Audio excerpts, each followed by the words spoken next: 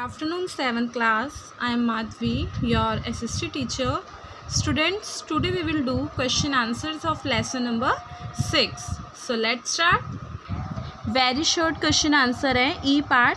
Question number first is name some important urban centers that were frequented by pilgrims. देखो ये क्या कह रहे हैं कि अर्बन मीन्स क्या होता है. अर्बन मीन्स होता है शहरी, जो शहर में होते हैं. तो आपको कुछ ऐसे सेंटर्स के नाम बताने हैं, ऐसे शहरी निकायों के नाम बताने हैं जहाँ पे तीर्थ यात्रियों का आना जाना लगा रहता था. मैंने बताया था ना आपको, तीर्थ यात्री क्या होते हैं, जो भगवान के दर्शन करने के लिए जाते हैं. तो कौन कौन से सेंटर्स थे वो? वाराणसी, मथुरा, नासिक, अजमेर और काशी. ठीक है, ये सारे जो हैं ये हमारे तीर्थ यात्रा के केंद्र हैं तथा यहाँ पे दूर दूर से लोग बाग यात्रा करने के लिए उस टाइम पर जाते थे. आज भी जाते हैं, लेकिन उस टाइम पे बहुत ज़्यादा इंपॉर्टेंट अर्बन सेंटर्स थे ये. Question number second is mention some craft people. Craft means जो शिल्पकार होते हैं. ठीक है, आपको कुछ क्राफ्ट पीपल के नेम बताने हैं. तो कौन कौन से थे? Iron Smiths. Iron Smiths means कौन होते हैं? लोहार जो होते हैं, जो लोहे का काम करते हैं ना. जैसे लोहे की कई सारी चीज़ें बनती हैं तो उसको पहले मेल्ट करते हैं, फिर उसको शेप देते हैं, तब जाके कोई भी जो हमारी वस्तु है वो बन पाती है. तो लोहार थे. सेलर्स थे. सेलर्स कौन होते हैं? जो विक्रेता होते हैं, जो सामान को बेचते हैं. और पॉटर्स से. पॉटर्स कौन? कुम्हार जो होते हैं. ये सारे हमारे क्राफ्ट पीपल थे. Third, name some administrative town of Rajput.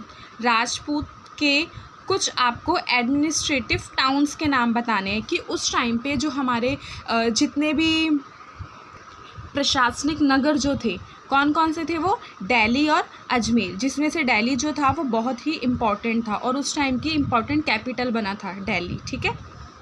Question number 4, name an administrative centre which became famous as pilgrimage later. आपको एक मैंने आपको क्या बताया था, कुछ एडमिनिस्ट्रेटिव सेंटर थे जहाँ पे जो प्रशासनिक काम होते थे वो होते थे. ठीक है, तो ये कह रहे हैं कि एक एडमिनिस्ट्रेटिव सेंटर का नाम बताइए जो बाद में जाकर पिलग्रिमेज बन गया था, फेमस तीर्थ यात्रा का केंद्र बन गया था. तो वो कौन सा है? अजमेर है. अजमेर पहले बहुत ही इम्पॉर्टेंट एडमिनिस्ट्रेटिव सेंटर था, लेकिन बाद में इसको चेंज कर दिया गया था. Question number 5, name one of the major western Indian port. आपको नेम बताना है. वेस्ट, आपको पता है ईस्टर्न साइड पे भी बहुत सारे पोर्ट हैं और वेस्टर्न साइड पे भी बहुत सारे पोर्ट हैं. तो जो वेस्टर्न साइड वाला पोर्ट है उसमें एक मेजर, सबसे मेजर पोर्ट कौन सा है? वो है हमारा सूरत का. और सूरत आपको पता है आज भी बहुत ज़्यादा फेमस है ट्रेड के लिए. वहाँ पे बहुत ज़्यादा ट्रेड होता है और बहुत ही मेजर सी पोर्ट है वो. ठीक है. Short question answer. What were the main items of trade in medieval India. देखो, जो मध्यकाल का जो भारत था उस टाइम पे कौन कौन सी जो आइटम्स थी, कौन कौन सी वस्तुएं थी जिनका ट्रेड मीन्स होता है व्यापार किया जाता था. जैसे कोई वस्तु हमने दूसरी जगह पर भेज दी, जैसे मान लो यहाँ से हमने गुजरात में कुछ भेज दिया, गुजरात से कुछ मंगा लिया, ऐसे करके वहाँ पे गुजरात का मैंने आपको एक एग्जाम्पल दिया है. तो ट्रेड किया जाता था. हमारे देश में जो सामान एक्स्ट्रा है वो हमने दूसरे सामान में दूसरे देश में भेज दिया, दूसरे देश का अपने देश में मंगा लिया. तो उस टाइम पे ऐसी कौन कौन सी आइटम्स थी जिनका ट्रेड किया जाता था? वीट. वीट मीन्स क्या होती है? गेहूँ. शुगर. शुगर मीन्स चीनी. सिल्क. सिल्क का ना सिल्क मीन्स होता है रेशम. ठीक है, आपने वो कपड़ा भी देखा होगा रेशम का, रेशम से कपड़े भी बनाए जाते हैं. तो ये जो तीनों चीज़ें थी उस टाइम की मेन इम्पॉर्टेंट ऐसी आइटम्स थी जिनका ट्रेड किया जाता था. ठीक है, मैं आपको ना एक बार सिल्क की पिक्चर भी शो करती हूँ. वेट, ये देखिए, आपने देखा होगा इस टाइप का कपड़ा. आप मार्केट में जाओगे ना तो अगर आप शॉपकीपर को बोलोगे हमें सिल्क का कपड़ा देखना है तो आपको दिखा देंगे. ठीक है, इस टाइप का सिल्क का कपड़ा होता है, मखमली टाइप का. तो उस टाइम पे ये तीनों चीज़ें जो थी वो बहुत ज़्यादा इंपॉर्टेंट थी ट्रेड के लिए. Question number 3, why did Surat begin to decline in the late 17th century. जब 17th सेंचुरी ख़त्म होने लगी थी, उसका अंत होने लगा था, तो सूरत जो था उसका पतन कैसे होने लगा, मतलब उसका आपको पता है बहुत इंपॉर्टेंट ट्रेड सेंटर के रूप में वो उभर कर सामने आया था, लेकिन वो धीरे धीरे धीरे धीरे बिल्कुल पीछे होता गया। तो ऐसे क्यों होने लगा? उसकी वैल्यू बिल्कुल ख़त्म हो गई, उसका पतन हो गया। ऐसा क्यों हुआ था? क्योंकि उस टाइम पे क्या हुआ था ना कि जो ब्रिटिशर्स थे उन्होंने यहाँ पे कुछ फैक्ट्रीज सेटअप कर ली थी, और उन्होंने इंडिया को, जो इंडिया का जो सामान था उनको बिल्कुल कम कीमतों पर ख़रीदते थे और बाहर जाके ज़्यादा कीमतों पर बेचते थे। इसलिए जो सूरत था ना कहीं उसका पतन होने लगा था। चलिए हम इसका आंसर रीड करते हैं। In 1608 AD the English East India Company started to dock its ship in Surat. 1618 में क्या हुआ कि जो East India Company East, India India कंपनी पता है ना कौन सी थी? ब्रिटिशर्स ने अपनी एक कंपनी सेटअप की थी भारत में जहाँ पे वो व्यापार करती थी, ठीक है। तो जो ईस्ट इंडिया कंपनी थी उसने जो उनके शिप्स थी ना उन्होंने उसको सूरत के जो पोर्ट था वहाँ पे खड़ा करना स्टार्ट कर दिया। तो जब उनकी शिप्स खड़ी हो रही थी, उनका जो सामान था लोड अनलोड हो रहा था, तो कहीं ना कहीं इफ़ेक्ट पड़ रहा था इंडियन आइटम्स पे, ठीक है। सेकेंड क्या कारण था? Jahangir gave the British special concession through a royal Farman to Sir Thomas Roe, the ambassador of the east India company, ठीक है। जो हमारे जहांगीर थे उन्होंने क्या किया, एक जो ब्रिटिश ईस्ट इंडिया कंपनी थी वहाँ के एम्बेसडर थे सर थॉमस रो, उनको एक विशेष छूट दे दी थी, एक कंसेशन दे दी थी जिससे वो अपना जो व्यापार था वो भारत में कर सकते थे। एक रॉयल फरमान जारी कर दिया था जिसके थ्रू ब्रिटिशर्स को छूट दे दी गई थी कि आप यहाँ पे ट्रेड कर सकते हो। तो इन दो कारणों से बहुत ज़्यादा हार्म होने लगा था सूरत का जो पोर्ट था उसको, और इसी तरह से वो डिक्लाइन होता गया धीरे धीरे क्योंकि इंडिया का जो ट्रेड था वो बिल्कुल ख़त्म होता जा रहा था। Question number 4, how did the British set up a trading factory in सूरत।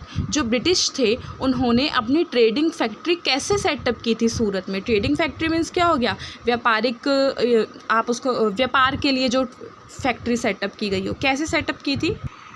अभी हमने प्रीवियस आंसर में भी ये डिस्कस किया था कि Jahangir gave the British special concession through a royal farman to sir Thomas Roe and ambassador of the English East India company. जो English East India company के एम्बेसडर थे सर थॉमस रो, उनको उन्होंने विशेष रियायतें दे दी थी रॉयल फरमान के थ्रू कि आप आइए और यहाँ पे व्यापार करिए। तो जब अगर आप किसी को अपने घर में बुलाओगे कि आओ मेरे घर में बैठो, खाना खाओ, पानी पियो, तो वो आएंगे, वो तो खुश होके। इसी तरह जब जहांगीर ने उनको रॉयल फरमान जारी कर दिया कि ठीक है तुम अपना जो व्यापार है वो करो, तो उन्होंने अपनी ट्रेडिंग फैक्ट्री सेटअप कर ली थी।